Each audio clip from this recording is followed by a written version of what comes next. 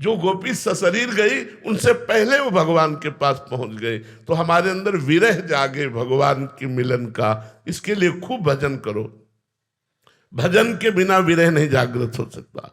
खूब भजन करो और भगवान की लीला कथा पढ़ो, भगवान की लीला कथा सुनो और भगवान से प्रार्थना करो कि मुझे रोना आ जाए, मुझे आपके लिए तड़पना आ जाए, विकलता आ जाए, आपके बिना जिया न जाए। प्रभु ऐसा विरह दे दो। देखो भूरी सखी के पद पढ़ करके देखो वो कैसे चिल्ला चिल्ला के रो रहे, लेकिन देख लो खान पान नहीं भावे है।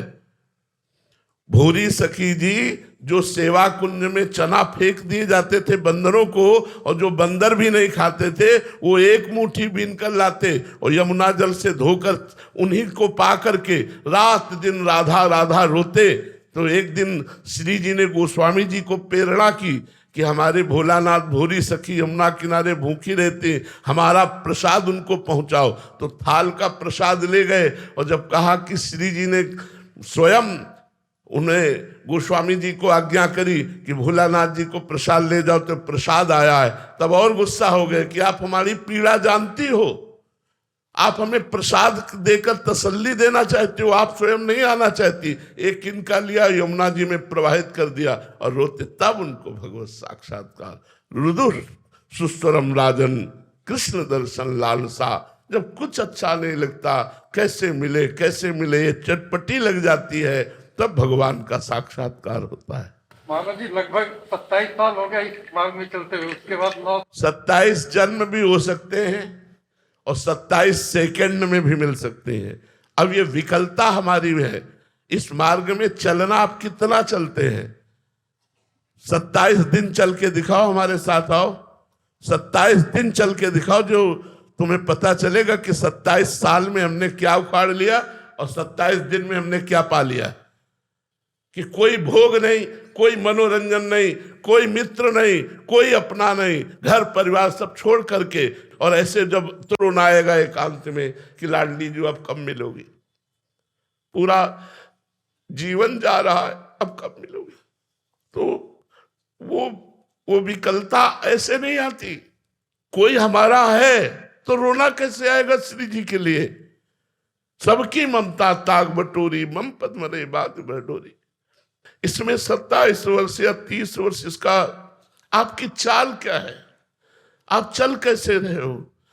27 मिनट की यात्रा को 27 जन्म में तय कर रहे हो, या 27 दिन में तय कर रहे हो, या 27 साल में तय कर रहे हो, ये तुम्हारे ऊपर है। तुम कितना विकल हो प्रभु के लिए, कितना विकल हो, बस देखना ये है। कितना प्यार करते हो प्रभु से। प्रभु साधन पक्ष देख करके कृपा करते हैं। हमारा साधन पक्ष बहुत जोर का होना चाहिए। कई दिन भोजन नहीं पाए प्रभु के लिए, कितने घंटे तुम प्रभु के लिए विकल हुए, क्या भोग छोड़ा प्रभु के लिए, क्या राग छोड़ा प्रभु के लिए। अंदर से देखो, अभी हम शरीर राग में हैं, अभी परिवार राग में है, और दावा करते हैं भगवत साक्षात्कार का। कैसे हो? धीरे धीरे नाम जप करो, पहले राग नष्ट करो। अगर नहीं नष्ट होता तो रो ना बैठकर उनसे प्रार्थना करो, वो सब ठीक कर देंगे।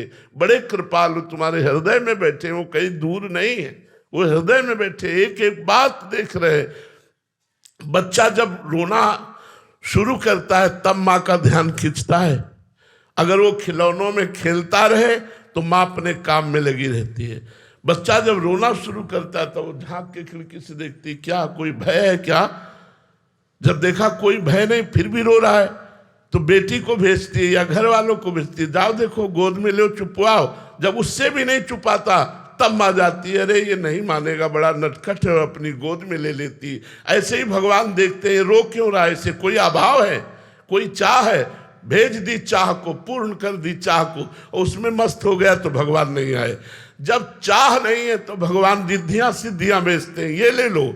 जब उनसे भी नहीं शांत होता उसका रोना, तब वो स्वयं सामने प्रकट हो जाते हैं। वो अखिल लोक महेश्वर है, ऐसे प्रकट नहीं होते हैं, सब में है, सब जगह है, सब रूपों में है, पर माया का पर्दा तभी हटाते हैं जब हम उनके लिए विकल हो जाते हैं, उनके लिए तड़पने लगते हैं। परीक्षित जी, नंदिनी जी, महाराष्ट्र से। राधे राधे महाराज जी। महाराज जी, क्या ये संभव है कि इसी पंचभूत शरीर में रहते हुए किसी भक्त को स्वर्ग लोक या उससे भी उच्च लोक का वास्तविक अनुभव हो जाए? हाँ, संभव है। भजन की गाढ़ वृत्ति उदय हो जाए तो तुकाराम जी सशरीर भगवान के वैकुंठ धाम को गए। मीरा जी सशरीर, मीरा जी का शरीर नहीं मिला।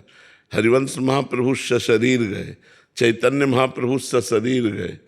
बहुत से ऐसे भक्तों के चरित्र आते हैं कि वो सशरीर भगवान के धाम को गए, उनका शरीर ब्रह्म रूप हो गया भजन करते हुए। तो अब साधारण तो नियम के अनुसार चलेगा कि शरीर छूटने पर ही असाधारण भजन, सबके देखते देखते विमान आया और सबसे भगवान नाम कीर्तन कराते हुए तुकाराम जी विमान में चढ़े और चले गए। सशरीर, शरीर नहीं छोड़ा, सशरीर से ही वो वैकुंठ धाम गए। कभी किसी को मीरा जी का शव नहीं मिला, चैतन्य महाप्रभु का पार्थिव शरीर नहीं मिला, हरिवंश महाप्रभु का पार्थिव शरीर नहीं मिला। ये सशरीर सब भगवान के, मतलब इनका शरीर भी चिदानंद में था। तो अब वो तो आचार्य कोटि के महापुरुष हैं, पर अगर अपने भजन इस कोटि का हो तो भगवान ऐसा विधान कर सकते हैं। वैसे यहाँ का नियम है, काल मृत्यु लोक के शरीर को न, ध्रुव जी भी सशरीर गए। जब ध्रुव जी विमान पर चढ़ने लगे तो काल ने कहा हमारा बिना स्पर्श किए मृत्यु लोक से नहीं जा सकते आप। तो काल के सर पर पैर रख करके विमान पर चढ़े कि स्पर्श भी हो गया तेरा, और काल के सर पर पैर रखकर, यही तो भगवान के भजन की महिमा है। काल के सर पर पैर रख करके ध्रुव जी विमान, और आज भी अटल पदवी में ध्रुव शरीर से ही विराजमान है। तो अब ये भजन की बात है, अब इतना भजन हो जाए। अभी तो यहाँ भोगों से ही फुर्सत नहीं मिलती, भोगों के आकर्षण में हमारा समय नष्ट होता है। भजन कहाँ उस कोटि का, तो समझ रहे? बैठे बैठे अनुभव कर सकते हैं। देखो, बैठे बैठे अनुभव का मतलब होता है देह भाव का त्याग करके भगवत भाव रूपी शरीर की प्राप्ति, फिर उससे धाम आदि का दर्शन। जो दिव्य लीलाएं हैं वो इन शरीर से नहीं होती। दिव्य लीला के लिए दिव्य भाव होता है, जैसे सैचरी भाव, गोपी भाव, सखा भाव, वात्सल्य भाव, तो इनमें वो भाव देह प्राप्त होता है। अब वो तुम्हें दिखाई इसी शरीर में रहा है, लेकिन वो अपने शरीर से प्रियाजू के पास है, इस शरीर से नहीं। सहचरी वपु से प्रियाजू के पास है, गोपी स्वरूप से श्री कृष्ण के पास है, सखा स्वरूप से श्री कृष्ण के पास। वो भगवान के धाम लीला रूप का पूरा अनुभव कर रहा है, जैसे हम आपका अनुभव कर रहे हैं प्रगट में, ऐसे अनुभव कर रहा है। पर वो ऐसे जब फिर चेतना आई तो खान पान शरीर की जो प्रक्रिया है वो हो रही बकाया वैसे। जैसे भाई जी से हनुमान प्रसाद पोद्दार जी के लिए आया कि कलम लेकर के संपादन के लिए बैठे और लीला में प्रवेश हो गया। अब 20-20 घंटे तक ऐसे बैठे, 20 घंटे बाद फिर सुध आई, फिर घड़ी में दिखाई इतना। जैसे श्री बिहारी देव जी के लिए आता है, दतून करे 3 दिन 3 रात दतूने मुंह में लगी रही बिहारी जी के आंतरिक लीला में। तभी बिहारी जी को सेवा में दे दिया कि हमसे सेवा नहीं हो पाएगी प्रगट में, क्योंकि अब सुध ही नहीं। अब 3 दिन 3 रात तो कौन बिहारी जी को भोग लगावे, इसलिए सेवा के लिए दे दिया। 7 दिन तक इस भाव में डूबे रहे हुए मृद चिबुक प्रलोई प्रबोधत तू भामिनी करसों करटारत श्री नागरीदास जी। अब 7 दिन 7 रात को उसी शोभा में डूबे हुए। तो वो सिद्ध महापुरुषों का जो सिद्ध भाव देह होता है, उस भाव देह के द्वारा भगवत धाम, भगवत रूप, भगवत लीला का प्रगट रसास्वादन होता है, ये शरीर रहते हुए भी। समझ पा रहे आप जी? वेंकटेश सिंह जी लखनऊ से। राधे राधे महाराज जी। गुरुदेव भगवान, एक वैष्णव की परम अवस्था क्या होती है? अपने को भूल करके भगवत स्वरूप में स्थित हो जाना, अपना स्मरण न रहना, केवल अपने आराध्य देव का स्मरण रहना। ब्रह्म नहीं, माया नहीं, नहीं जीव नहीं काल, अपनी हो सुधिना रही, एक रहो नंदलाल। केवल प्रभु, केवल प्रभु। कान भय प्राण में, प्राण भय कान में, ही में न जानी पड़े, कान है कि प्राण है। ही में न जानी पड़े, कान है कि, आहा क्या स्थिति। हृदय में पता नहीं चलता कि प्राण है कि श्री कृष्ण है। श्री कृष्णाकार मैं का प्रभु में लीन हो जाना, मैं का प्रभु में खो जाना। केवल प्रभु प्रभु विराजमान है। वो स्थिति एक वैष्णव की जो स्थिति होती है, वो स्थिति चलते फिरते उठते बैठते भगवान का श्री रूप सामने है। रूप छके घूमत रहे, तन को तनिक न भान, नारायण दृग जल बह यह है प्रेम पहचान। भगवान की बात सुनते ही भगवान के रूप आंसू बह रहे हैं, पुलकित हैं और भगवान में निरंतर रमण कर रहे हैं। और मैं भगवान का भजन कर रहा हूँ, ऐसी स्मृति चली गई, ये स्मृति चलेगी, मैं की स्मृति खो गई, केवल भगवान ही भगवान है। ऐसे भक्त से पूरे लोक के लोक को पवित्रता प्राप्त होती है। मम भक्ति युक्तो भुवनम पुनात्, मेरी भक्ति करने वाला लोक के लोक को पावन कर सकता है। सपना जी, राधे राधे महाराज जी। महाराज जी, श्री जी की कृपा से मैं नाम जप करने का अभ्यास कर रही हूँ। घर में लड्डू गोपाल जी की भी सेवा है, परंतु सेवा और नाम जप करने पर स्वयं में अहम की अनुभूति होती है, जिससे मैं दूसरों को खुद से अलग समझती हूँ। ये प्रारंभिक अवस्था होती है, प्रारंभिक अवस्था। जब दूसरों से अपने को नीच समझोगी तब सही माने में सेवा और भजन होगा। तृणादपि सुनीचेन, तृणादपि सुनीचेन, अपने को तृण से भी नीच समझ। अमानिना मान देना, अपने में कहीं गुण न देखना और दूसरों में गुण, दूसरों को मान देना, स्वयं अमानी रहना, सबसे अपने को नीच देखना। अगर हमसे भजन हो रहा है, गोपाल जी की सेवा हो रही है, तो ये तो ठाकुर जी की कृपा है। मेरे में ऐसे सद्गुण कहाँ, मेरे में ऐसी सामर्थ्य कहाँ कि मैं कृष्ण बोल सकूं। अगर भजन हो रहा है तो कृष्ण कृपा से हो रहा है, सब में भगवान विराजमान है, इसलिए सबसे वो दैन्य रहता है। ये तो बहुत गलत बात है, परमार्थ में बहुत गलत बात है। जो बात है इसको बहुत जल्दी त्याग देना चाहिए, नहीं तो कोई न कोई काम क्रोध आदि की ऐसी लीला होगी जो आप पतित हो जाओगे। बहुत जल्दी अहंकार का नाश हो जाएगा, सबसे गंदा अपने को अनुभव करोगी, तब फिर परमार्थ शुरू हो जाएगा। अपने को सद्गुणी मानने का मतलब है भ्रष्ट होना। हमारी बात कागज में लिख लो, दूसरों को निम्न भाव देखना, अपने को सद्गुणी मानना मतलब आगे खंडक में गिरना। महाराज जी, साधक के लिए तो बहुत महत्वपूर्ण। हाँ, क्योंकि ये परमार्थ है और हम अनुभव की बात कहते हैं। आज से नहीं, बड़ा लंबा अनुभव है जीवन का, पूरे जीवन का इसी मार्ग में कर जाओगे, इससे कांप जाओ कि ये बहुत गलत बात है, ये हमारी हानि कर देगी। सबको नमस्कार। जहाँ अपने में सद्गुण की भावना हो तहाँ चिल्लाओ राधा राधा राधा, कृष्ण कृष्ण कृष्ण, प्रभु मुझे बचाओ, अहंकार आ रहा है। कोई सद्गुण नहीं, क्या सद्गुण है? आप क्या भजन करते हैं? हम आपको भजन करने वाले दिखाएं तो आपका भजन कुछ नहीं है। ऐसे भजन करने वाले हैं, कुछ नहीं है। भजन का थोड़ा भी अहंकार नष्ट कर देवर्षि नारद जी को हुआ ना, तो ब्याह ब्याह चिल्लाने लगे। फिर वो पूरा चरित्र पढ़ के देखो। तो इसलिए बहुत होश में रहो। अगर अहंकार हो जाएगा तो भ्रष्ट हो जाओगे, परमार्थ से भ्रष्ट हो जाओगे पक्का। इसलिए डरो अहंकार से, सबके चरणों में प्रणाम करो, सब में भगवान विराजमान है ऐसी भावना करो और अपने को सबसे नीच समझो, तो आगे बढ़ पाओगे। अभिषेक चतुर्वेदी जी, राधे राधे। राधे राधे महाराज जी। महाराज जी, इच्छाओं पर नियंत्रण कैसे पाएं? भगवान के नाम जब से जब हृदय शीतल होने लगता है तो इच्छाएं शांत होने लगती हैं। और जब तक भगवान का नाम जप नहीं होता तो हृदय तप्त रहता, संतप्त रहता है। वो कामनाओं में भ्रमित होकर के शांति प्राप्त करना चाहता है। तो अगर कामनाओं को मिटाना चाहते हैं तो उसके लिए संतोष चाहिए। बिन संतोष न काम न साही, तो अछत काम सुख सपने नाही। बिना संतोष के कामनाओं का नाश नहीं होता। और जब तक कामनाएं बनी रहती तब तक स्वप्न में भी सुख शांति नहीं मिल सकती। और संतोष तभी आता है जब भगवान का भरोसा हो जाता है कि भगवान है ना यार, सब काम बनाएंगे, वही सब व्यवस्था करेंगे। बड़े से बड़े संकटों से ऐसे निकाल देते हैं भगवान। ऐसे हमने अपने जीवन में देखा है। बड़ी बड़ी समस्याएं, एक गया गया अब गया, अरे ऐसे निकाल दिया।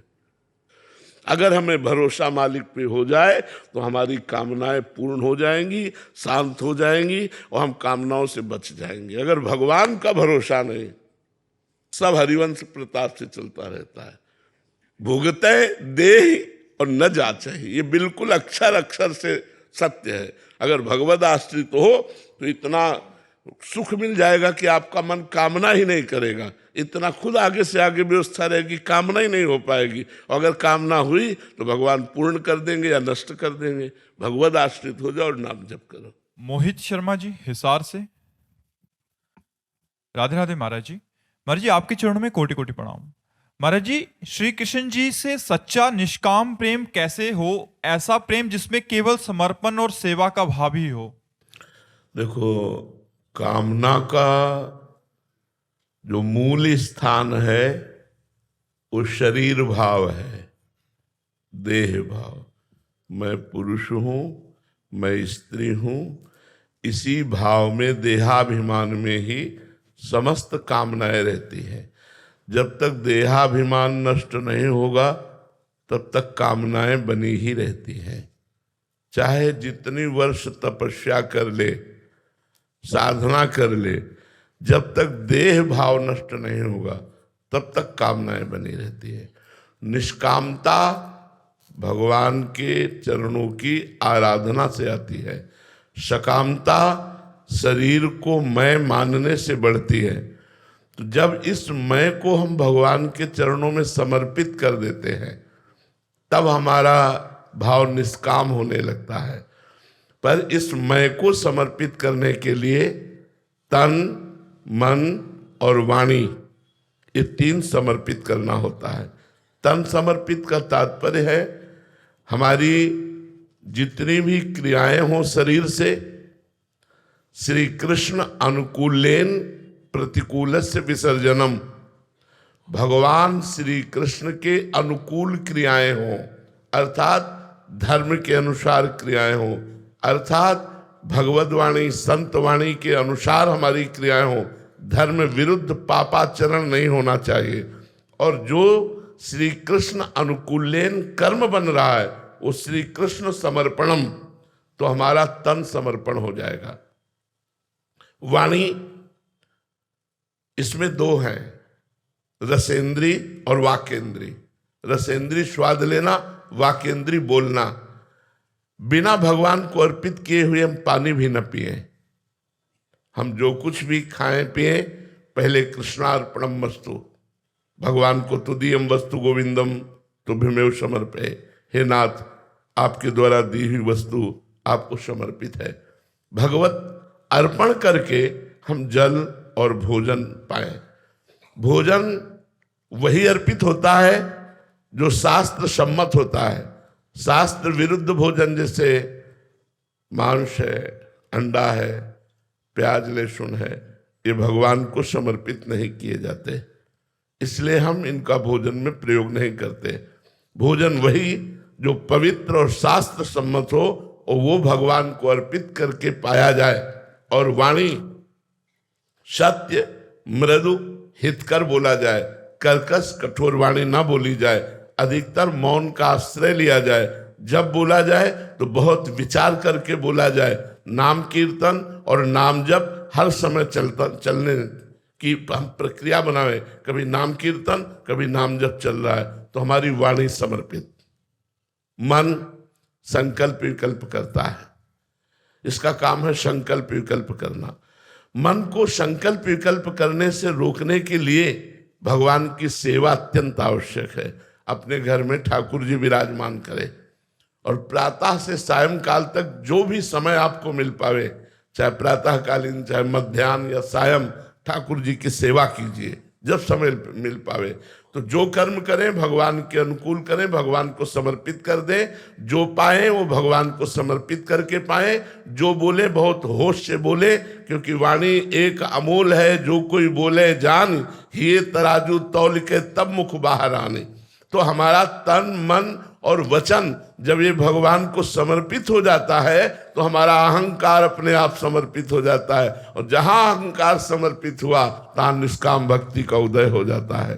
सकामता देह भाव में रहती है, निष्कामता भगवत भाव में रहती है। कुलदीप जी, राधे राधे महाराज जी। महाराज जी, श्री जी की कृपा से सब मार्ग खुला हुआ है, महापुरुषों का संग रस में वाणिजू, परंतु इसमें महत्व बुद्धि क्यों नहीं हो पा रही? क्योंकि भोगों में महत्व बुद्धि है। जब तक भोगों में महत्व बुद्धि है तब तक भगवान में महत्व बुद्धि नहीं होती। और जब भगवान में महत्व बुद्धि हो जाती है तो भोगों में महत्व बुद्धि नहीं होती। जब भगवान में महत्व बुद्धि होती है तो मृत्युलोक के भोग की बात जाने दो। ब्रह्मादिक के भोग सब विष सम लागत ताहि, नारायण ब्रजचंद की लगन लगी है जाए। इसलिए डट के नाम जप करो। नाम जप के प्रभाव से अंतःकरण पवित्र होगा और अंतःकरण पवित्र होते ही भोगों से निर्लिप्तता आ जाएगी। जो भोगों में लिप्तता है वो निर्लिप्तता में बदलेगी। जे ही निर्लिप्तता आई ते ही भगवान में आसक्ति हो जाएगी। भगवान के नाम में, भगवान के रूप में, भगवान की लीला में, भगवान के धाम में। अभी हम किसी व्यक्ति में आसक्त हैं, किसी वस्तु में आसक्त हैं, किसी भोग में आसक्त हैं, इसलिए महिमा सुन रहे हैं पर हमारे हृदय में वो महत्व बुद्धि नहीं आ पा रही है। अच्छा भोजन मिला, पूरे भोजन में एक बार भी भगवान का स्मरण नहीं हुआ, भोजन में महत्व बुद्धि हो गई, भगवान को भूल गए। जब त्रिभुवन की राजलक्ष्मी दी जाए और कहा जाए कि आधे पल के लिए भगवान का विस्मरण कर दो, जो आधे पल के लिए भगवान को न भूले भगवान का भक्त। अब ऐसी भक्ति प्राप्त करने के लिए हमें सत्संग और भजन, ये दो साधन चलाते रहना चाहिए। रोज सत्संग सुनना चाहिए और खूब नाम जप करना चाहिए, तो हमारे अंदर निर्लिप्तता आ जाएगी। निर्लिप्तता आते ही भगवान में महत्व बुद्धि हो जाएगी। भगवान के नाम में, भगवान के रूप में, भगवान की लीला में, भगवान के धाम में महत्व बुद्धि हो जाएगी। जब तक भगवान का भजन नहीं होता तो बातों से निर्लिप्तता नहीं आती। माया बहुत बलवान है। शिव बिरन जी का मोहई को है बपुरान, अस जी जानी भजी मायापति भगवान। बड़े बड़े ईश्वर कोटि के महापुरुषों को भी मोहित कर ले, ऐसी माया में सामर्थ है। बच वही सकता है जो खूब डट के भजन करता है। अनमोल जी गुरुग्राम से। राधे राधे महाराज जी। महाराज जी, समर्पण हम वाचिक रूप से तो कर लेते हैं लेकिन पूर्ण समर्पण नहीं हो पाता। थोड़ी सी प्रतिकूलता आते ही हम श्री जी के सामने रो पड़ते हैं। पूर्ण समर्पण कैसे और कैसे समझेंगे? यहीं से शुरू होता है, जहां से आप कह रहे हो यहीं से शुरू होता है। आपने जो कहा कि जहां प्रतिकूलता आई, श्री जी के लिए हम रो पड़े, श्री जी से प्रार्थना कर पड़े, यहीं से आती है। धीरे धीरे ऐसे ही चलते रहो।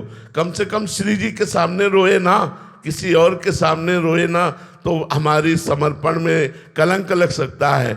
लेकिन हम श्री जी के सामने रोए, इसलिए बात बढ़िया है। हमें दुख मिला, हम श्री जी से प्रार्थना की। हमें सुख की आकांक्षा है, हम श्री जी से प्रार्थना की। बात बढ़िया है, अनन्य भाव है, इसमें बिगड़ने की कोई बात नहीं। बच्चा तब तक बाहर खेलता है जब तक कोई भय नहीं लगता, और जहाँ भय लगा तो माँ की गोद में भागता है। ऐसे अगर कोई संकट, विपत्ति, दुख मुझे लग रहा है तो मैं अपने प्रभु के पास भागूं, अंदर से पुकारूं, किशोरी जी देख लो ये दुख आ गया, आप मुझे सामर्थ्य दो या दुख को हटा दो। ऐसा बहुत सुंदर भाव है कि आप किशोरी जी के सामने ही रोते हैं, अन्य से कोई आशा नहीं रखते। ये बहुत सुंदर शरणागति, आगे चलकर परिपक्व हो जाएगी। हित मोहिनी शरण अहमदाबाद से। राधे राधे महाराज जी। महाराज जी, अपने गुरुदेव भगवान की परछाई बनकर नित्य अपने गुरुदेव के साथ रहने का परम सौभाग्य कैसे मिले? क्या ये गुरु कृपा के अधीन है? भगवत कृपा के अधीन है। गुरु कृपा तो सब पे है, पर ये भगवत कृपा, भगवान जब विशेष कृपा करते हैं तब संत सदगुरुदेव की छाया बनकर रहने का मिलता है। ये बहुत कृपा पात्र, बहुत बड़ी कृपा, बहुत बड़ी कृपा। उनकी आज्ञा में चलना, उनके अनुकूल चलना, ये बहुत बड़ी कृपा की बात है। छाया बनने का मतलब शरीर के साथ रहना ही नहीं है। शरीर के साथ रह रहे और आज्ञा का उल्लंघन कर रहे हो तो आप गुरु की छाया नहीं हो। गुरु की छाया की तरह चलने का मतलब उनकी आज्ञा का पालन करना, उनको अपना सर्वस्व मानना, उनकी बात को मानना, ये बहुत बड़ी बात। गुरु मानने वाले तो लाखों हैं, लेकिन गुरु की बात मानने वाले बहुत कम हैं। गुरु की जो बात मान ली वही सच्चा गुरु भक्त माना जाता है। तो इसमें तो हमें केवल भगवान की कृपा ही नजर आती है कि भगवान कृपा करे, हमें गुरु के योग्य सेवा पात्र बना दे। मैं गुरु का सेवा पात्र बन जाऊं, मैं गुरु की आज्ञा का पालन कर पाऊं, ऐसी हम पर हरिजू कृपा करें। इसमें केवल भगवान की कृपा। गुरु तो कृपा सिंधु है, वो सब पर कर रहे हैं, पर हम उस कृपा को संभाल पावे, उनकी आज्ञा का पालन कर पावे, इसके लिए हमें भगवान की कृपा की आवश्यकता है कि भगवान हम पर कृपा करें कि हम अपने गुरु की सेवा के योग्य बन जाएं, उनकी आज्ञा का पालन करने के योग्य बन जाएं। सुमित जी आगरा से। राधे राधे महाराज जी। महाराज जी, हम पूजा इसलिए करते हैं ताकि हमें मुश्किलों से छुटकारा मिले, मनोकामनाएं पूरी हों, इच्छाएं हमारी जो हैं वो पूर्ति हो। महाराज जी, ये प्रभु के लिए अभी जो महाराज जी आप बात कर रहे थे भगवत प्राप्ति, उनके प्रति प्रेम, भक्ति और मन की शांति के लिए हम क्यों नहीं कर पा रहे? करो, ऐसे ही करो जैसे कर रहे हो करो। हमारी जो क्षमता है मगर उसके अनुसार भक्ति करेंगे तो हमारी भक्ति बढ़ने लगेगी। बहुत अच्छा है। कम से कम प्रभु से आप चाहते हो ना सुख सुविधाएं, प्रभु से चाहते हो ना दुख निवृत्ति, हम आपको धन्यवाद देते हैं। किसी और से मत चाहो, केवल प्रभु से चाहो। तो भगवान ने गीता जी में स्वीकार किया है, आर्त भक्त, अर्थार्थी भक्त, जिज्ञासु भक्त और ज्ञानी भक्त। अगर हम केवल प्रभु से दुख निवृत्ति चाहते हैं, केवल प्रभु से संपत्ति चाहते हैं, तो भगवान ने उदार कहा है। आपको धन्यवाद है, आप इसी पे डटे रहना, आपकी उत्तम भक्ति जागृत हो जाएगी, समस्त कामनाएं भी पूर्ण हो जाएगी, दुख भी नष्ट हो जाएगा और उत्तम भक्ति भी जागृत हो जाएगी। आप लगे रहो। डॉक्टर निधु जी राजस्थान से। राधे राधे महाराज जी।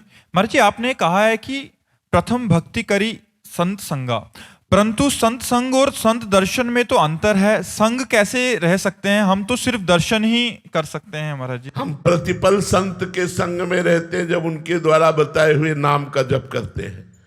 जैसे हमने कहा राधा, आप राधा राधा रट रहे हैं, हमने कहा ऐसे चलो, आप वैसे चल रहे हैं, तो आप हर मिनट हमारा संग कर रहे हैं। और आप हमारे शरीर के पास रहते हुए हमारी आज्ञा का उल्लंघन करें तो संग नहीं माना जाता। आज्ञा समन सुसाहिब सेवा, आज्ञा का पालन करना ही संग माना जाता है। शरीर का संग संग नहीं, मन का संग संग है। यदि तुम नाम जप करते हो, आज्ञा का पालन करते हो, तो तुम देखोगे तुम्हारे दिमाग में ही हम बैठे रहेंगे। बाबा ने ये कहा है ऐसे करना चाहिए, बाबा ने ये कहा है ऐसे करना चाहिए। यही संग है। प्रगट में जो संग है और आज्ञा का पालन है तो ठीक है, अगर नहीं है तो संग रहते हुए भी आप बहुत दूर हो, उसे संग नहीं माना जाएगा। राधे राधे महाराज जी। महाराज जी, मैं एक सरकारी कॉलेज में प्रोफेसर के पद पर कार्यरत हूं। विद्यार्थियों के उज्जवल भविष्य को ध्यान में रखते हुए उन्हें पढ़ाई में बेहतर करने तथा क्लास में असफल होने पर निराश न होकर आगे प्रगति करने तथा विद्यार्थी जीवन में गलत संगति, नशा, भटकाव जैसे गलत रास्तों से दूर रखने के लिए कभी कभी छात्रों को कठोर शब्दों में समझाना पड़ता है, जबकि हमारा उद्देश्य उनका सुधार, कल्याण होता है, ना कि अपमानित करना। परंतु यदि ऐसा कहे कोई शब्दों से छात्र अनजाने में नकारात्मक प्रभाव डाल दे और वो मानसिक रूप से अत्यधिक विचलित होकर दुर्भाग्यपूर्ण कदम उठा ले, तो क्या ऐसी स्थिति में शुद्ध नियत व हित की भावना से बावजूद शिक्षक को पाप या अपराध का भागीदार माना जाएगा? अब जैसे हमारा कोई शिष्य गलत आचरण की तरफ जा रहा है तो हमारी इच्छा है कि अध्यात्म में उन्नति को प्राप्त हो, अच्छा महात्मा बने, उसके लिए हम उसको कठोर शब्दों से बोलते हैं। जब वो गलत आचरण में तनिक भी कदम रखता है तो उसके कदम को वहीं से रोक करके और उसको इतना भय आंतरिक और बाहर को सत्मार्ग पर चले। अब इसके बाद वो इसे गुरु कृपा ना मान करके वो अंदर से गलत भावना करके यदि वो किसी तरह का व्यवहार करे तो ये उसकी दुर्बुद्धि है। हमारा तो लक्ष्य था कि वो असत मार्गगामी ना बनकर सत मार्ग में चले और भगवान को प्राप्त करे।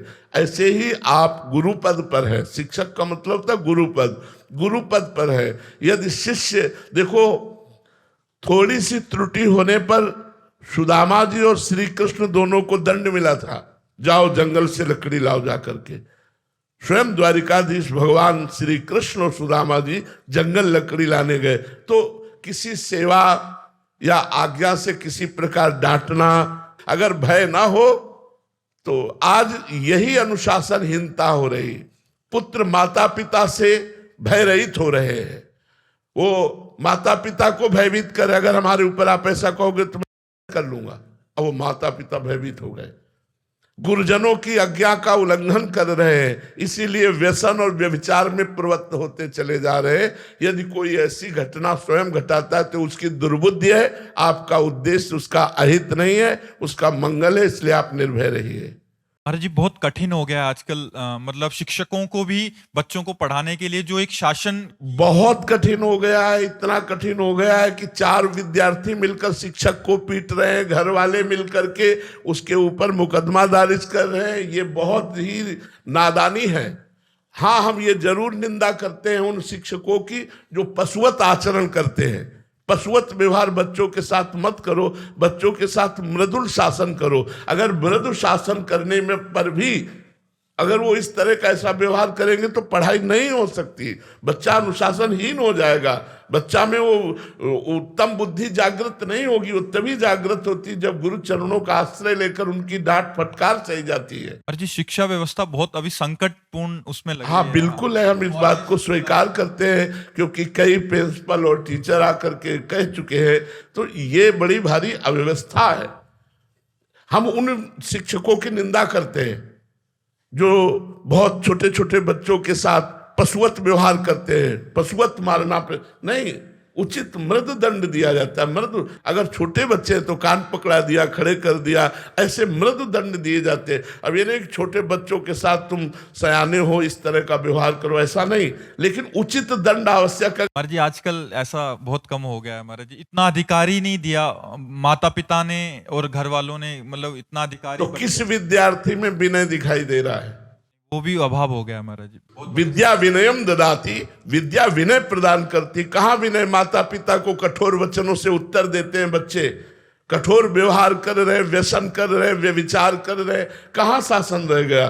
तभी तो हम कहते हैं कि हम सब लोगों को मिलकर के आध्यात्मिक शिक्षा भी देनी चाहिए जिससे बच्चों में कुछ सद्ज्ञान जागृत हो, ये असद व्यवहार दूर हो। असद व्यवहार जितना बढ़ता चला जाएगा, बहुत तरह से बच्चों की हानि हो रही है। बहुत तरह से व्यसन में फंस गए, व्यभिचार में फंस गए, ब्लैकमेल किया जा रहा है, कोई सहयोगी नहीं मिल रहा तो कर रहे हैं।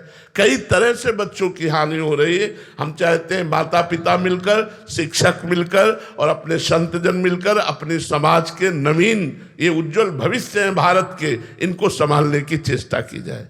अब आपके आगे हम क्या बोलेंगे, बट जो भी आपके लिए लिखा हुआ है कि देव सा स्वरूप जिसका अमृत सी वाणी, नतमस्तक जिनके समक्ष सभी ज्ञानी, आभा मुखमंडल की स्रोत है आनंद का, नाम जप राधा राधा मार्ग परमानंद का, सदगति की सन्मति जो दी है आपने हमें, स्वार्थ से परमार्थ की दी राह आपने हमें, लाडली के लाडले हैं ठाकुर जी के प्यारे, द्वादश तिलकधारी महाराज जी, स्वभाव मृदुभाषी वृंदावन निवासी, देवतुल्य हैं स्वयं प्रिया प्रियतम उपासी, जिनके चरण का वंदन है हृदय का स्पंदन, जिनकी छवि का दर्शन है प्रभु का आलिंगन, जिनके समक्ष होना है ब्रह्म से अभिनंदन, यशवान दयावान भगवान हो हमारे, द्वादश तिलक। बहुत सुंदर, बहुत सुंदर। वो लाडली लाल की जय। ए हो विधिना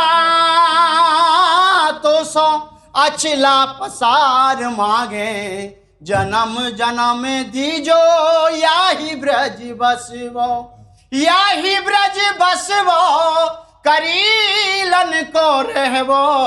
ए हो विधिना ए हो श्यामा तो सो हम अचला पसार मांगे, जन्म जन्म दीजो याही ब्रज बसवो। प्रात होते परिक्रमा लगाऊं, श्री गिरिराज जी के दर्शन पाऊं, सेवा करूं नित ब्रजवासिन की, जल प्रसाद परसवो परसवो। ए हो विधिना, या सो हम प्रार्थना करें बाबा को बार बार हमारी किशोरी जी जन्म राधा कुंड गोवर्धन वृंदावन में दे। बोल राधा रानी की जय। मैं एक सनातनी कवियत्री हूँ, मेरा नाम आहुति शुक्ला है और मैं वशिष्ठ जी की नगरी, जहाँ हमारे प्रभु श्री राम ने शिक्षा ग्रहण की थी, उस बस्ती से हूँ मैं आपको कुछ पंक्तियाँ सुनाना चाहूँगी। भारत है देश सबका शुभकामना जहाँ है, सर्वे भवन्तु सुखिनः की कामना यहाँ है। ऋषियों ने विश्व मानव को दृष्टि में रखा था, सब प्राणियों में उनको निज रूप ही दिखा था। मांगा सदा प्रकृति से सबके लिए ही उनने, वसुधा कुटुंब ही है सुचि भावना यहाँ। पीड़ित नहीं हो कोई अज्ञान अभावों से, निर्बल नहीं हो कोई दुख क्लेश कुभावों से, सुख बाट दुख बटाने की प्रेरणा मिली है, फिर पीर से द्रवित हो संवेदना यहाँ है, भारत है देश सबकी शुभकामना जी। बहुत सुंदर, बहुत महाराज जी मैं बहुत बार वृंदावन आके यहाँ आके लौट गई, और जैसा कहते हैं बिना हरि कृपा मिले नहीं संता, बिना हरि जी की कृपा के आपसे मिलना संभव नहीं। महाराज जी बात मानने का मन भी होता है और उत्साह भी आता है कि नाम जप करेंगे ये करेंगे, बट फिर भी मन महाराज जी फिर वहीं गिरा देता है, फिर ऐसी स्थिति नहीं, इसमें हठ काम करता है, हठ काम करता है, हठ पूर्वक जब किया जाता है, दृढ़ता हठ पूर्वक करने पर आती है। देखो जब हम अभ्यास करते हैं तो हमारा मन निश्चित लग जाता है, भगवान में निश्चित लग जाता है। अभ्यास तो कीजिए, अतिशय रगड़ करे जो कोई, अनल प्रगट चंदन ते होई। चंदन शीतल होता है, लेकिन अतिशय रगड़ करो तो अग्नि पैदा हो जाएगी। जबान से राधा राधा राधा राधा ज्ञानाग्नि प्रकट हो जाएगी, समस्त कर्म संस्कारों को भस्म कर देगी और भगवत साक्षात्कार करा देगी। लेकिन लगे रहना पड़ेगा, दृढ़ता लानी पड़ेगी। अपने आप भजन हो ये तो सिद्धों का होता है, साधकों का थोड़ी होता है। अपने को तो लगे रहना, राधा राधा राधा राधा राधा लगे रहना है। शरीर से कार्य करना है, कायर बन के नहीं बैठना, और मुख से नाम जप करना है, हृदय से भगवत आश्रित हो जाना है। सब आनंद ही आनंद है। जो दुख और विपत्ति आवे उसे सह जाना है, सहकर आगे निकलना है। बड़ा आनंदमय मनुष्य जीवन है। हम यदि अध्यात्म को स्वीकार करें तब, नहीं तो मन भोगों को स्वीकार करता है, भजन को नहीं। भजन जबरदस्ती कराना पड़ता है। महाराज जी साधक के हृदय में एक ऐसी मान्यता रहती है कि ऐसी कोई कृपा होगी कि झटका लगेगा और मतलब हमारा नाम चलने कभी नहीं होगी। ये उन्हीं के ऊपर होती है जो पूर्व में भजन किए हैं और भूल में आ गए, भ्रमित हो गए, कहीं फिसल गए, तो ऐसा झटका लगा कि वो जहां थे वहां से ऊपर उठ गए। या एकदम जो संसार में है उसको संत संग मिला और वो चल दिए, और जो सत्संग करते हुए विषय भोगों में लगे हुए हैं, मनमानी आचरण करते हैं, सोचते कभी कृपा होगी तो निकल जाएंगे, असंभव। भगवान ऐसे कायरों पर कृपा नहीं करते। जो दृढ़ता पूर्वक प्रयास करते हैं पर असफल हैं, उन पर कृपा होती है, उन पर कृपा उठाकर उसको चलाती है। जो कायर पुरुष ऐसे आलसी प्रमादी ऐसे नहीं, ऐसे नहीं है, कृपा ऐसे नहीं होती। हम दृढ़ता पूर्वक लगे हैं लेकिन असफल हैं। अब कृपा आपको उठाएगी, अब कृपा आपको सफलता प्रदान करेगी। आप लग ही नहीं रहे, भोगों में लग रहे हो, बोले हो जाएगा सब श्री जी की कृपा से, तो दुर्गति हो जाएगी। हमारी बात मान लो। ऐसे नहीं होता कि केवल कृपा की बात की और मनमानी आचरण किए, ऐसा नहीं होता। इसीलिए भगवान ने गीता में स्वयं आदेश किया, भागवत में 11 स्कंद में स्वयं आदेश किया, शास्त्र रूप संत रूपों से स्वयं आदेश कर रहे हैं। अगर हम उनके द्वारा बताए हुए साधन पथ पर नहीं चलेंगे तो कृपा का अनुभव तो होगा ही नहीं, कभी नहीं होगा। और लोग ऐसे ही प्रमादी जीवन बिताना चाहते हैं कि हम भोगों को भोगें और कृपा आवे और हम निकुंज चले जाएं, वैकुंठ चले जाएं। ऐसा नहीं है। साधन धाम मोक्ष कर द्वारा, ये साधन का धाम शरीर है। हमें साधना करनी पड़ेगी, अवश्य अवश्य करनी पड़ेगी। बिना साधना के कृपा का अनुभव नहीं होता। कृपा तो है। महाराज जी साधक में साधुता, पंडित बाबा की एक वाणी है, उसमें एक शब्दावली थी कि कृपा का आश्रय लेके साधक प्रमाद ना करे, साधन में जुटा रहे। तो इसका आश्रय शायद यही था हमारा। हाँ बिल्कुल यही है। अगर कृपा का आश्रय लेकर देखो, हम आपको बताएं, हमारे हृदय में कृपा के सिवा कुछ नहीं रह गया है। हम असली बात तुम्हें बता रहे हैं, कृपा के सिवा कुछ नहीं रह गया है। लेकिन आप साधन हमारा देखो, सुबह से लेकर के और रात्रि तक साधन देखो। हमारा साधन नहीं है, वो हमसे कराया जा रहा है। हम तो सिर्फ कृपा के आश्रित हैं, साधन कराया जा रहा है। अब ऐसा नहीं कि हम संसार का मनोरंजन करें और कृपा हमको परम पद में पहुंचा दे, ऐसा कभी नहीं होता। ऐसे साधक चाहता है मतलब नहीं, साधक तो फिर वो गलत है, वो साधना युक्त साधक नहीं, वो भ्रष्ट आचरण वाला विषयी है। लेकिन भगवान की कृपा का आश्रय रखेगा अगर हृदय से सही ढंग से, तो वो उसको भी भगवान आगे साधन पथ में चला देंगी। लेकिन साधन पथ में चलना ही पड़ेगा, आपको साधना करनी पड़ेगी। बिना साधना के भगवत तत्व का, कृपा का, प्रेम का अनुभव नहीं होता। साधना ही आपको कृपा का अनुभव होगा, कृपा से, पर साधना ही आपको कृपा का अनुभव कराएगी। इसीलिए साधन पथ बताया गया है, साधन मार्ग बताया गया है। सब जगह एक ही बात है कि संसार के भोगों से, निंदनीय भोगों से अपने मन इंद्रियों को बचाकर भगवान के भजन में लगाओ, साधना में लगाओ, तुम्हारा परम कल्याण हो जाएगा। धर्मयुक्त विषयों का भोग करो, गृहस्थ हो, धर्मयुक्त विषयों का सेवन करो। भगवत प्राप्ति कोई कठिन नहीं है। आप लोगों के दिमाग में लगता है भगवत प्राप्ति कोई बहुत कठिन वस्तु है। कठिन है निंदनीय भोगों का त्याग करना। जैसे आप गृहस्थ हो, आप नियम ले लो, मैं अधर्म का पैसा स्वीकार नहीं करूंगा, धर्मयुक्त पैसे की नमक रोटी खाऊंगा, उसी से अपने परिवार को चलाऊंगा। मैं कभी पराई स्त्री का स्पर्श भी नहीं करूंगा काम भाव से, अपनी पत्नी से मैं अनुराग रखूंगा, मैं अपने परिवार को धर्मयुक्त से सेवन करते हुए और ये भावना रखूंगा, नाथ सकल संपदा तुम्हारी, मैं सेवक समेत सुत नारी, और नाम जप करूंगा। अब जो एक संत की गति होगी वही आपकी गति होगी। पर ऐसा नहीं हो पाता, मनमानी आचरण होते हैं, फिर वो बात नहीं बनती। मनमानी आचरण चाहे गृहस्थ हो चाहे विरक्त हो, अगर ऐसा करेगा तो भगवत मार्ग से विमुख हो जाएगा, भ्रष्ट हो जाएगा। जी क्या सारे साधकों की ऐसे होता है कि कभी तो बहुत उत्साह होता है भजन का, फिर कभी एकदम मंद हो जाता है? हाँ, ऐसा होता है, ऐसा होता है, सबके हृदय में होता है। कबहू तो थोरो भजन, कबहू होत विशाल, मन को धीरज छुटे नहीं, गाहे न दूजी चाल। जिस समय भजन में मन नहीं लग रहा है उस समय चाहे सो जाओ, पर गंदे पुरुषों का संग मत करो, गंदी आदतों वाली कोई क्रियाएं न करो। थोड़ी देर के लिए तमोगुण आया है, वो चला जाएगा, जहां सतोगुण आया फिर भजन में रति हो जाएगी।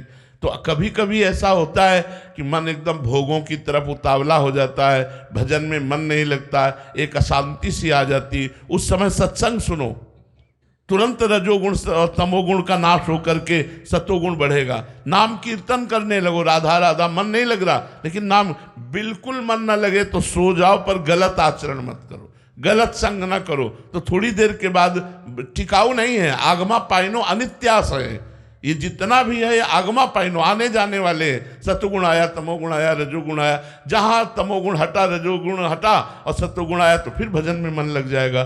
कबहू तो थोड़ो भजन, कबहू होत विशाल, मन को धीरज छुटे नहीं, गाहे न दूजी चाल। संसार की आसक्ति वाले खेल ना खेलने लगे, फिर तो टिकाऊ हो जाएगा तमोगुण, रजोगुण, और सतोगुण गुप्त रहेगा। अगर हम बचा ले गए अपने को तो सतोगुण फिर आगे बढ़ा देगा। जी तमोगुण जनित जो भजन में शिथिलता आती है और एक अपराध जनित शिथिलता आती है, दोनों में क्या अंतर है? अंतर यह है कि तमोगुणित जो शिथिलता आएगी वो थोड़े ही समय में परिवर्तित होकर वो भजन करने लगेगा, लेकिन अपराध जनित शिथिलता आएगी तो जब तक अपराध मुक्त नहीं होगा तब तक उसका भजन नहीं बन सकता। अंदर संकेत मिलते हैं ऐसे? हाँ, अपराध जनित जो भजन में, उसमें जलन होती है, अशांति होती है।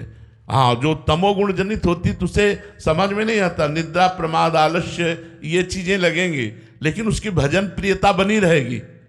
तमोगुण है, भजन नहीं हो रहा, लेकिन भजन प्रियता कि हमसे भजन नहीं हो रहा, भजन प्रियता बनी रहेगी और थोड़ी देर में वो भजन प्रियता जागृत हो जाएगी। लेकिन अपराधी की भजन प्रियता ही खत्म हो जाएगी और भोग प्रियता और जलन और अशांति, एक चित्त में बहुत तरह के व्यवधान उपस्थित हो जाएंगे, और वो जब तक अपराध मार्जन नहीं होगा तब तक उसका भजन नहीं होगा। पर जी बहुत से साधक ऐसे आते हैं क्योंकि एकदम भजन की शिथिलता आ जाती है तो फिर क्यों अपराध बन गया, समझ भी नहीं आ रहा कि तमोगुण जनित मतलब शिथिलता है या मतलब तमोगुण जनित 2-3 घंटा 4 घंटा, इसके आगे नहीं। और 2-3 दिन तक अगर लगातार ऐसा अपराध, या तो 2 दिन 3 दिन तक, या तो भोजन अशुद्ध हो गया 2-3 दिन, और अगर इससे भी ज्यादा चलता है तो अपराध। तो महाराज जी क्या करें उस समय? हमें क्योंकि गुरुजनों तक पहुंचनी है कि हम पहुंच पाए, और मतलब 2-3 दिन तक समझ नहीं आ रहा, तो उस समय साधक क्या? देखो, जैसे तमोगुण बढ़ रहा है, हमको लग रहा है हमारे भजन में शिथिलता हो रही, उपवास एक दवा है।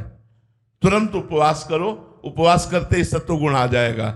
हाँ, जो भोजन जनित या तमोगुण जनित भजन में कमी हो रही, उपवास से तुरंत ठीक हो जाएगा।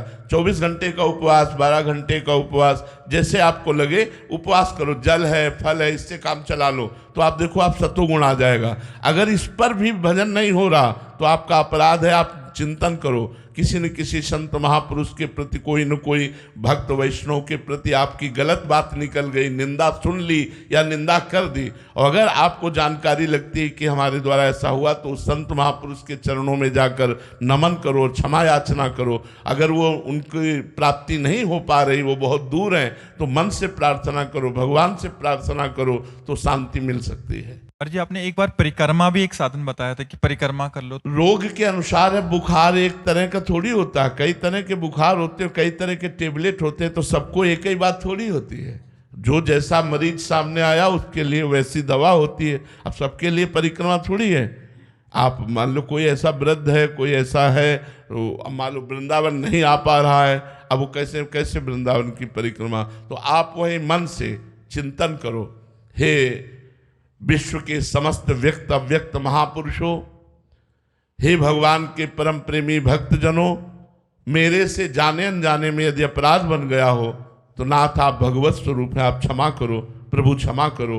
बार बार ऐसी प्रार्थना करो, देख लेना वो अपराध मोचन हो जाएगा, या फिर सामने वो संत आ जाएंगे, आपके ध्यान में वो संत आ जाए तो जान लेना वहां जाना पड़ेगा और वहां जाकर उनसे क्षमा याचना करना पड़ेगा, क्योंकि संत अपराध फिर भजन नहीं होने देता। यदि सही भजन हमारा करना है तो न किसी की निंदा सुने, न किसी की निंदा करे, न हम परदोष दर्शन देखे, तो हमारा भजन बढ़ता चला जाएगा।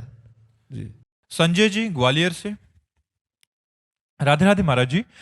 महाराज जी, हम नाम जप करते हैं और अपना नाम जप श्री जी को समर्पित कर देते हैं। उस नाम जप के बदले कोई इच्छा भाव भी नहीं रखते, और मन में कई इच्छाएं उत्पन्न होती हैं जब, तो उसको जब भगवान पूरा करते हैं तो नाम जप खर्च होता है क्या? नहीं, जो भागवतिक बैंक में नाम जब जमा कर रहे हैं और हमने इच्छा की कि हमारा ये कार्य हो जाए, तो उसके ब्याज में हो जाएगा, नाम जप खर्चा नहीं होगा। नाम जब जो भगवान को समर्पित कर रहे हो तो उसके ब्याज में हो जाएगा, मूल तो भगवत प्राप्ति होगी। और जो भगवान से इच्छाएं पूर्ण की जाती हैं वो इच्छा का नाश ही कर देते हैं, इतना सुख दे देंगे कि मन तृप्त हो जाएगा या उस कामना का ही नाश कर देंगे। हम प्रार्थना करते हैं सबसे कि हर एक की भक्ति सकामता से ही प्रारंभ होती है और निष्कामता में पूर्ण होती है। इसलिए यदि धन की आकांक्षा, संकट निवारण की आकांक्षा, परिवार के सुख की आकांक्षा है, तो आप भगवान से जुड़िए, भगवान से मांगिए, भगवान से प्रार्थना कीजिए, और पूर्ण ना होने पर भगवान का कोई कृपा विधान है ऐसा विचार कीजिए। करना चाहिए, हम और से ना मांगे, केवल भगवान से मांगे। अगर वो नहीं पूर्ण करते तो विश्वास कर लीजिए, मंगल भवन भगवान है, वो सर्वज्ञ भगवान है, वो बहुत बड़े दाता है। उन्होंने हमें इसलिए नहीं दिया कि अगर ये दे देते तो हमारा मंगल हो जाता। इसलिए बहुत सावधान होकर भगवान से अगर हम मांग भी करते हैं तो मंगल में है। वो अभक्त नहीं है जो भगवान से मांग करता है, भगवान ने उसे उदार भक्त कहा है। इसलिए आप धैर्य पूर्वक भगवान से मांगिए, कोई निषेध नहीं है। महाराज जी, हम भगवान को जो समर्पित करते हैं, उनकी बैंक में जमा करते हैं भाव ये समर्पित का, तो उसका ब्याज भी मिलता है महाराज? क्यों नहीं मिलता? भारतीय बैंक ब्याज नहीं देती क्या? एफडी बना दो भगवान में कि जब भारतीय बैंक दे रही है तो सरकारी ठाकुर जी की बैंक हमें ब्याज नहीं देगी? तो ये तो फायदा है महाराज जी। अरे तो फायदे के लिए ही तो काम है सर्व मंगल में भारतीय बैंक पैसा देती कि नहीं? आप एफडी ना बनाए तो भी ब्याज देगी कि नहीं देगी?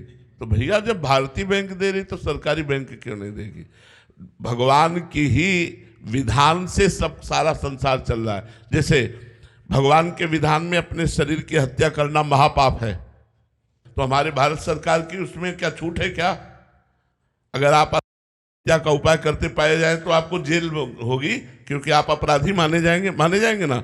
तो जितना जो कुछ बना हुआ है वो सब भगवान से ही तो बना हुआ है। तो जब हमारी भारतीय बैंक देती है हमको ब्याज, तो सरकारी बैंक भगवान की क्यों नहीं देगी? ब्याज में खूब फलो फूलोगे और मूल में भगवान की प्राप्ति होगी। इसीलिए तुम बिल्कुल आनंद ही आनंद, चकाचक आनंद है। खूब नाम जप करो, जैसे बने तैसे बने, जैसे बने भाव कुभाव अनख आलसहु, नाम जपत मंगल दिसिद सो। ये छोटी मोटी बात है महाराज जी, उनको समर्पित करना अत्यंत आवश्यक है। अत्यंत आवश्यक है। अगर समर्पित नहीं करते हो तो फिर फल में वो हो जाएगा, फिर फल में वो चला जाएगा।